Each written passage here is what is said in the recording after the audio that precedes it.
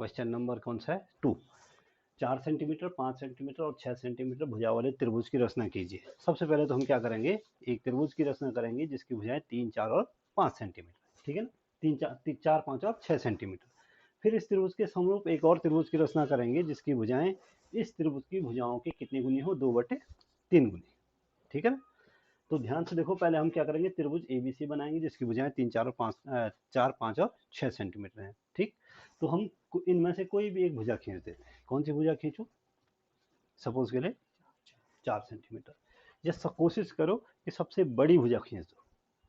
क्या खींचो, सबसे, क्योंकि उसके बाद क्या होगा, चाप छोटे काटने पड़ेंगे। तो मैंने 6 सेंटीमीटर की भुजा खींच दी, ठीक है ना। मैंने यहाँ पे एक रेखा खींची और इसको नाम दे दिया कितना, सपोज के लिए ये बी है और ये क्या है, बी सी। कितना सेंटीमीटर खींच दिया, 6 सेंटीमीटर, ठीक है। अब आपको क्या करना है कि बी से एक तरफ से 4 और दूसरी तरफ से 5 सेंटीमीटर का चाप काटना है। यहाँ बी पे प्रकार रखो और 4 सेंटीमीटर का चाप काटो, ठीक है। और सी पे प्रकार रखो और कितना सेंटीमीटर का चाप काटो, 5 सेंटीमीटर।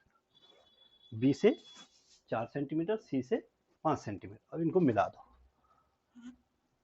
इसको यहाँ मिला दो और इसको, अब बन गया त्रिभुज A B C. A B और सी, ये भुजा हो गई 4 सेंटीमीटर, ये हो गई 5 सेंटीमीटर और ये भुजा हो गई कितनी, ये वाली भुजा 6 सेंटीमीटर, 6, ठीक है। अब आपको क्या करना है कि इस त्रिभुज के समरूप एक और त्रिभुज बनाना है भाई। ये वाली भुजा हो गई 6 सेंटीमीटर, ठीक है।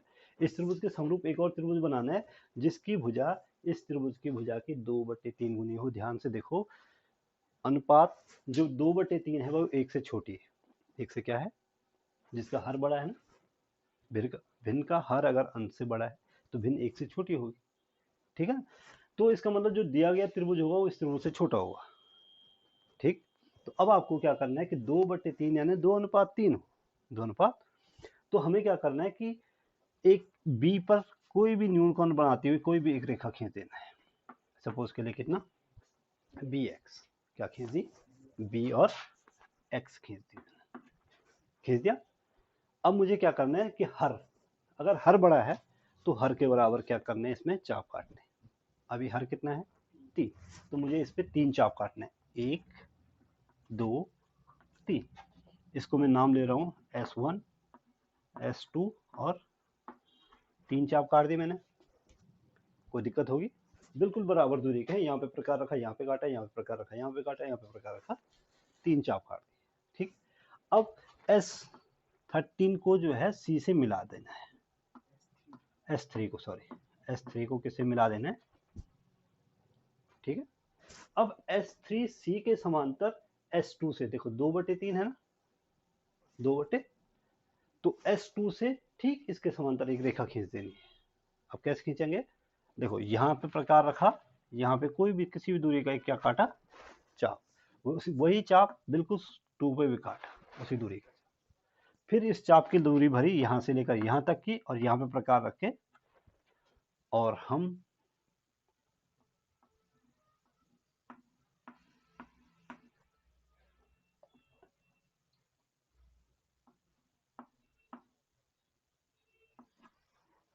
इसको भी मिला दिया। और ये कहाँ पे काटता है, सपोज के लिए सी डैश पर, ये कहाँ पे काट रहा है, सी डैश। अब हमें क्या करना है, देखो बी सी डैश और बी सी, ये 2 भाग हो गए, ये पूरी कितने भाग हो गए, 3 भाग, तो 2:3 हो गया। अब हमें क्या करना है, इस भुजा को भी 2:3 में बांटना है। तो अब हम क्या करेंगे, सी पे प्रकार रखेंगे और किसी भी दूरी का एक क्या काट दो, चाप काट दो। सी डैश पर भी उसी दूरी का चाप, बिल्कुल उसी दूरी का चाप सी डैश पे भी काट दो।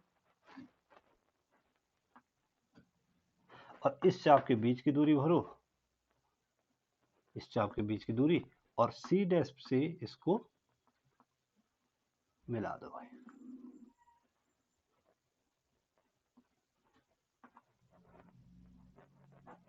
डॉट डॉट से ये आप सीधे भी मिला सकते हो, डॉट डॉट से नहीं मिलाएंगे अब, क्योंकि अब ये फाइनल त्रिभुज बन गया। ये देखो, पहले यहाँ पे सी पे प्रकार रखना है, किसी भी दूरी का एक चाप काट दो, उसी दूरी का चाप सी डैश से भी काट दो, फिर इस चाप के बीच की दूरी भरो यहाँ से लेकर यहाँ तक की, और यहाँ पे प्रकार रख के यहाँ पे एक चाप काट दो, हो गया। और इसको सी डैश को इधर मिला दो, ये सपोज के लिए कहाँ पे मिला, ए डैश पर।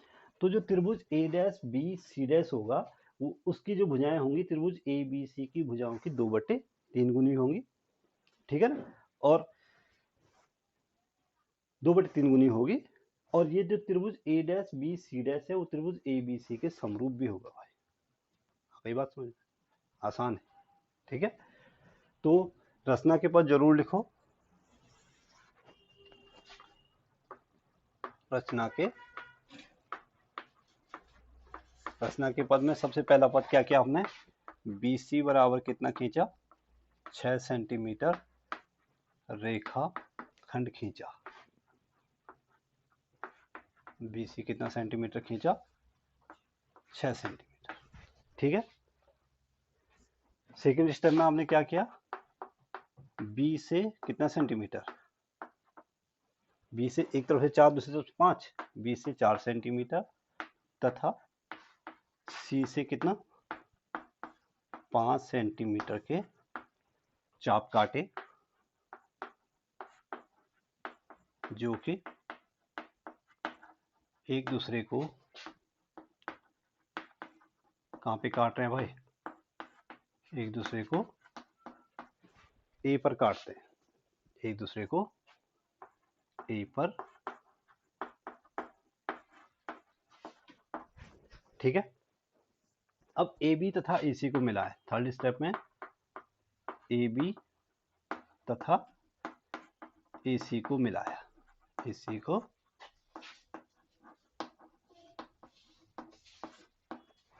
ए बी और ए सी को, देखो पहले यहाँ से 4 सेंटीमीटर चाप काटा, यहाँ से 5 सेंटीमीटर का एक डैश एक पे कटे, ए को बी से मिलाया, ए को सी से मिलाया, मिला दिया। अब त्रिभुज ए बी सी, त्रिभुज ए बी, ये अभिष्ट त्रिभुज है, अभिष्ट हो गया, त्रिभुज ए बी सी बन गया।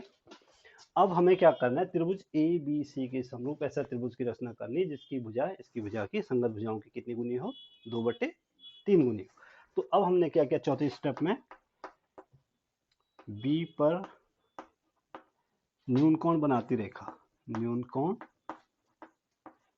बनाती रेखा क्या खींची, बी एक्स खींची, यही बताया था। उसके बाद पांचवें स्टेप में क्या किया, बी एक्स पर 3 समान चाप, 3 समान चाप, 3 क्यों 4 क्यों नहीं, क्योंकि 2/3, और ध्यान रहे हर क्या इस समय बड़ा है, तो जितना हर है उसके बराबर चाप काटने, 3 समान चाप S1 S2 और S3 काटे।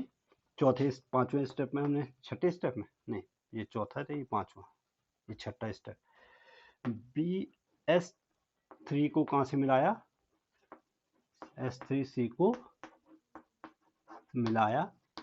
और चौथे स्टेप में हमने, सातवें स्टेप में हमने क्या किया कि S3C के समांतर S2C डैश रेखा खींची, S3C के समांतर